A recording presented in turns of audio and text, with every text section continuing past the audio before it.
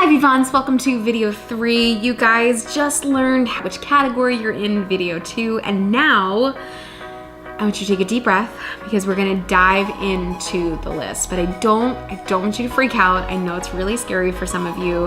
I know it was really scary for me when I'd never looked at a wine list before and somebody handed it to me and I was like, I don't know what to do with this. It's gonna be fine. I'm gonna show you exactly what to do and break it down for you so that you understand how a wine list works and why it works the way that it does.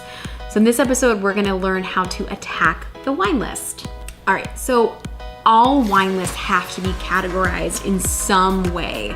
If you've got 100 wines, the SOM has to break it down in a way that makes sense. So usually what happens is the SOM or the wine director will break it down by either varietal or region. So that means the wines are gonna be broken down into categories that are Cabernet Sauvignon, Pinot Noir, Sauvignon Blanc, Chardonnay, or they could be broken down by Napa Valley, Oregon, South America, France, Chile, all different regions and then sub-regions into that. So just keep that in your mind as you're going through it.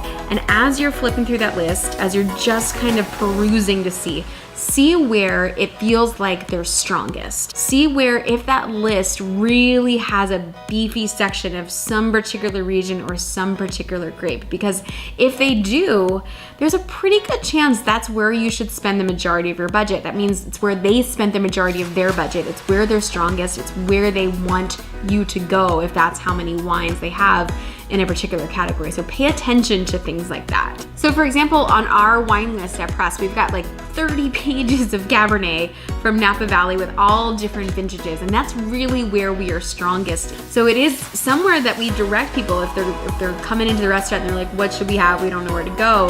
That's definitely our strong suit is Napa Valley Cabernet. You should also be kind of peeking through to see if they've got tons of deep vintages. So if they've got wines that are dating back to like 1950s, 1960s, 1970s, that should also be an indication that maybe that's sort of a strong suit of theirs, like it is on our list at Press. The second thing I want you to do is look for anything that's familiar to you, whether that's a grape or a region or a producer. I want you to take that and just kind of put that in the front of your head. As you're looking through to see if there's anything that looks familiar to you, just keep note of producers that you know and already like. Keep them in the front of your mind. It's really gonna help when you're trying to talk to the SOM. Give him or her like really specific examples of wines that you know and like already. And then of course, look at the pricing. And I don't want you to get crazy overwhelmed with this. I just want you to look through and see where like the bottom end is and where the top end is. See where most of the wines, which category they're falling into.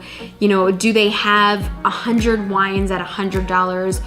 Or do they have 100 wines at $50? Or they only have wines from 300 to 500? Just start to get to know the list to understand which department store you're shopping in. Are you shopping in Sears? Are you shopping in Nordstrom? Or are you shopping in Saks? Figure that out and look to see where the bottom, the top, and the middle really are. And as you're going through, find specific wines with specific prices that look like they're in your budget. It doesn't matter what the wine is. You could have never heard of it in your life. You might not even know the grape or the producer or the region.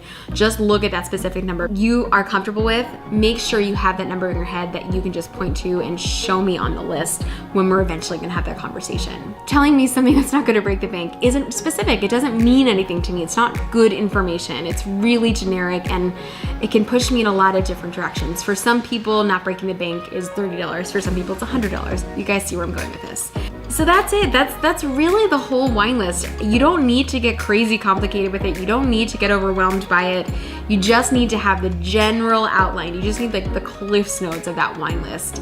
So identifying where they're strongest, how it's broken down, any familiar producers, and then of course, if you're in that budget category, or maybe not even in that budget category, if you just know specifically about how much you're gonna wanna spend on each bottle, just have those numbers fresh and ready to go in your head. So that's it. It's that painless. But all of these little steps, all of these little preparatory motions are so incredibly helpful for when we sit down and we have that conversation in just a few minutes. And that's what we're gonna get to next. We're gonna start learning how to have that conversation and how to speak the language, because it is sort of a language. It's a brand new dance. It's a brand new song that you guys are learning.